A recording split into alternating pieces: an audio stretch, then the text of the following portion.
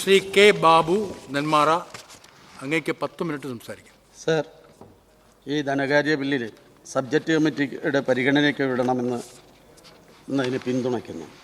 Sir, union സർക്കാർ സൃഷ്ടിക്കുന്ന സാമ്പത്തിക ശൂന്യതയിൽ നിന്നും പ്രൊഫസർ മുതുകാടിൻ്റെ മാന്ത്രിക വിദ്യയോ കാണിപ്പയ്യൂരിൻ്റെ താന്ത്രിക വിദ്യയില്ലാതെ സ്വന്തമായ വരുമാന സ്രോതസ് വർദ്ധിപ്പിച്ച് റൺവേ സൃഷ്ടിച്ച് അതിൽ ടേക്കപ്പിന് തയ്യാറെടുക്കുന്ന സാമ്പത്തിക സ്രോതസ്സിൻ്റെ കേന്ദ്രമായി ഈ കേരളം മാറുകയാണ്. സാർ, പോവുക പേമാരിയും മിടിയും കൂസിടാതെ കാവുകൾ പൂച്ചൂടുന്നു കാത്തു നിൽക്കയാമോണം.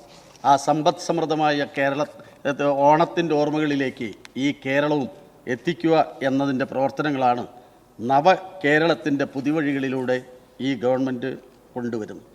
സാർ, ഇവിടെ മുഖ്യമന്ത്രിയെ എന്തു പേര് വിളിക്കണം എന്നാണ് ശ്രീ വിൻസെൻ്റ് MLA സംശയം.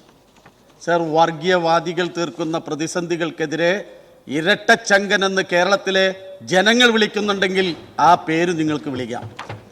സാർ, 2018-ഉം 2019-ഉം പ്രളയകാലവും കോവിഡും ഈ കേരളത്തെ പടുകുഴിയിലാഴ്ത്താൻ ശ്രമിച്ചപ്പോഴും ആളുകളുടെ ജനങ്ങൾക്കൊപ്പം നിന്ന് ഈ കേരളത്തെ നയിച്ച ജനങ്ങൾ ഇട്ടിട്ടുള്ള പേരാണ് ക്യാപ്റ്റൻ സഖാവ് പിണറായി വിജയൻ.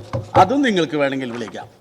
സാർ, അതുമല്ലെങ്കിൽ ഞങ്ങൾ വിളിക്കുന്ന പേരുണ്ട് സഖാവ് പിണറായി വിജയൻ. പക്ഷേ നിങ്ങളുടെ നിഘണ്ടുവിൽ ആ പേരുണ്ടാകും എന്ന് ഞങ്ങൾ ധരിക്കുന്നില്ല.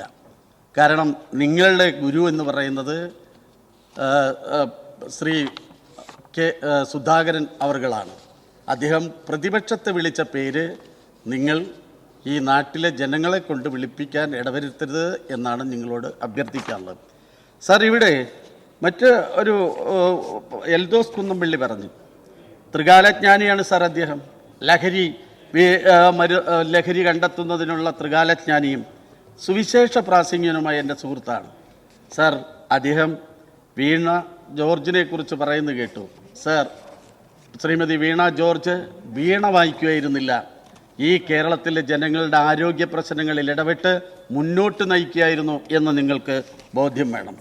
സാർ, ഇവിടെ യൂണിയൻ സർക്കാർ വിഭവസമാഹരണം നടത്തുന്നത് എങ്ങനെയാണ്? ഈ കടമെടുക്കുന്നു 14.82 ലക്ഷം കോടിയാണ് കടമെടുക്കുന്നത്. സാർ, 47,000 കോടി രൂപയാണ് ആസ്തികൾ വിൽക്കുകയാണ്.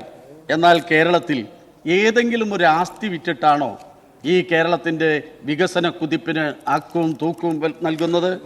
സാർ, സംസ്ഥാനം സ്വന്തം നികുതി വരുമാനം 70% വർദ്ധിപ്പിച്ചു.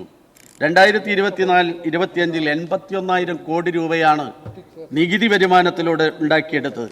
സാർ, റവന്യൂ കമ്മി 2020-25 1.58% കുറച്ചു. സാർ, ധനകമ്മി 4.4% എന്നുള്ളത് 2.9% കുറച്ചു. സാർ, നികുതിയേതര വരുമാനം ഉൾപ്പെടെ 1,02,240 കോടി രൂപയുടെ വർധനമാണ്. സാർ, അതാണ് ഈ കേരളത്തിലെ ബഡ്ജറ്റ് ഇന്ന് അവതരിപ്പിച്ചുകൊണ്ട് പറഞ്ഞപ്പോൾ 1,79,476 കോടി രൂപയുടെ റവന്യൂ ചെലവാണെങ്കിൽ അടുത്ത് 2 ലക്ഷം കോടിയിലേക്ക് ഈ കേരളം സാമ്പത്തികമായി കുതിക്കുന്നു എന്നതിൽ നമുക്ക് അഭിമാനിക്കാം. സാർ, മൂലധന ചെലവും വർദ്ധിപ്പിച്ചു. സാർ, കേരളം വികസനത്തിന് വേണ്ടി കിബി സാധ്യമാക്കാനുള്ള ശ്രമം നടത്തുമ്പോഴാണ് കേന്ദ്രം പറയുന്നു നിങ്ങൾ കിബി മുഖാന്തരം എടുക്കുന്ന വായ്പാ പരിധിയിൽ ഉൾപ്പെടുത്തും എന്നാണ് പറയുന്നത്. സാർ, കേരളത്തിലെ പാവപ്പെട്ട 62 ലക്ഷം പേർക്ക് മാസം 1-ാം തീയതി മുടങ്ങാതെ പെൻഷൻ കൊടുക്കുന്നതിന് വേണ്ടിയാണ് പെൻഷൻ ഫണ്ട് ലിമിറ്റഡ് കമ്പനി സ്ഥാപിച്ചത്. പക്ഷേ കേന്ദ്രം പറയുന്നു ആ കടമെടുക്കുന്നതും നിങ്ങളുടെ പരിധിയിൽ വരും എന്നാണ്. പക്ഷേ കേന്ദ്രമെടുക്കുന്ന കടം ഏതു പരിധിയിൽ വരും എന്നിവിടെ ആരും വിശദീകരിച്ചത്. സാർ, കേന്ദ്രം അവതരിപ്പിക്കപ്പെട്ടിട്ടുള്ള ആ ബഡ്ജറ്റിനകത്തെ എല്ലാ മേഖലകളിലും വെട്ടിക്കുറവാണ്. കാർഷിക മേഖലയിൽ മൂലധന നിക്ഷേപം തന്നെ 93,000 കോടിയാണ് കുറച്ച്. സാർ, ഭക്ഷ്യ വിലക്കയറ്റം അതിരൂക്ഷമാകുമ്പോഴാണ് 8,394 കോടി കുറച്ചു. സാർ, SC/ST മേഖലയിൽ ഏറ്റവും പാർശ്വവൽക്കരിക്കപ്പെട്ട ജനവിഭാഗത്തിൻ്റെ 27,000 കോടിയാണ് SC, 17,000 കോടി കുറച്ചു.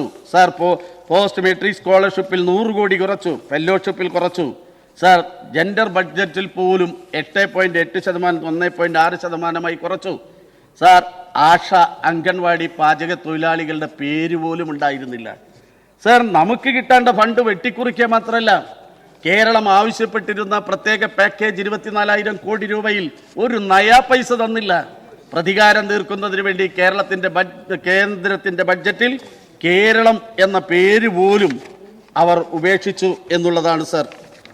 സാർ അടിസ്ഥാന സൗകര്യ വികസനം കേരളം മുന്നിലാണ് സാർ.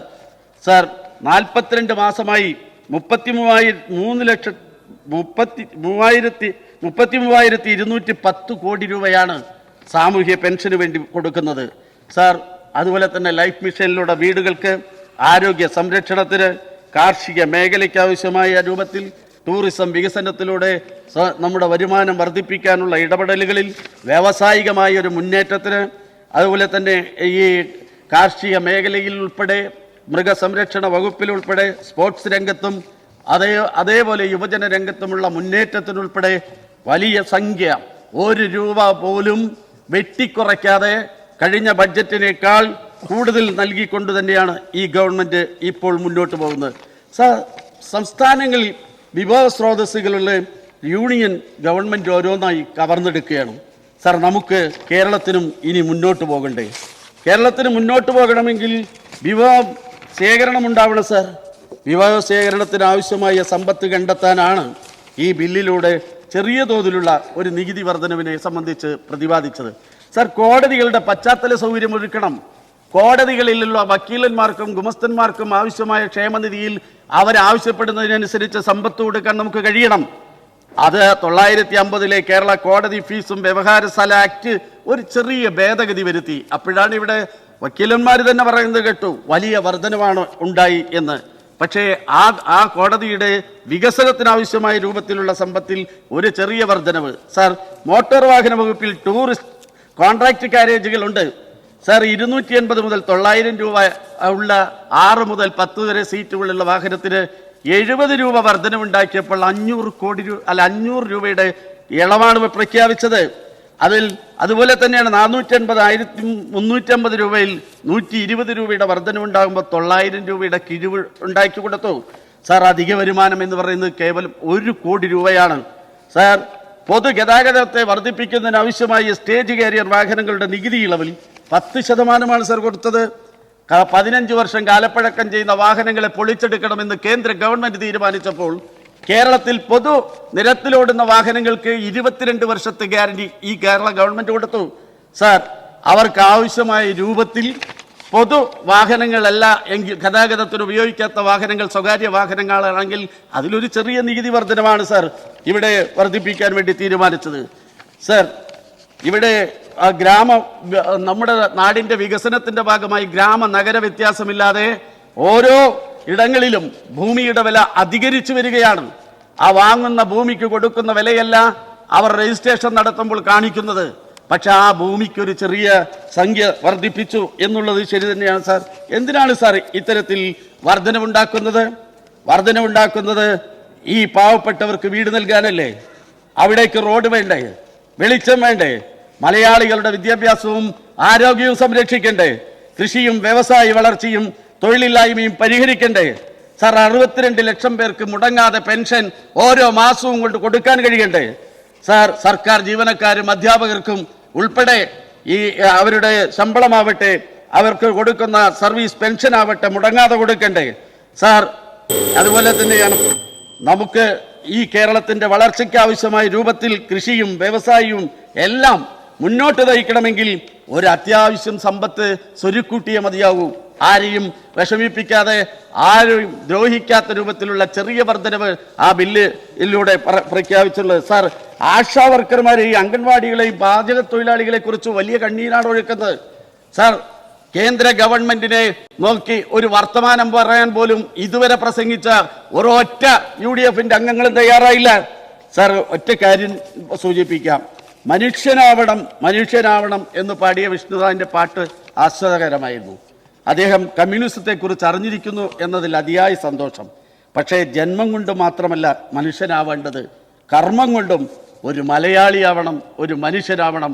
കേന്ദ്രം ഈ കേരളത്തെ അവഹേളിക്കുന്നതിനുള്ള പോരാട്ടങ്ങളിൽ നിങ്ങൾ കൂടി പങ്കാളിയാണ്. സാർ, അങ്ങ് വടക്കു വാഴുന്ന BJP-ക്കാർ കനിയൊന്നുമില്ല. ഇങ്ങ് തെക്കുള്ള UDF-കാർ ശകുനികളെ പോലെ വഴിമുടക്കുന്ന രീതി ഇനി നമുക്ക് മാറ്റണം. നമുക്കൊന്നാവണം.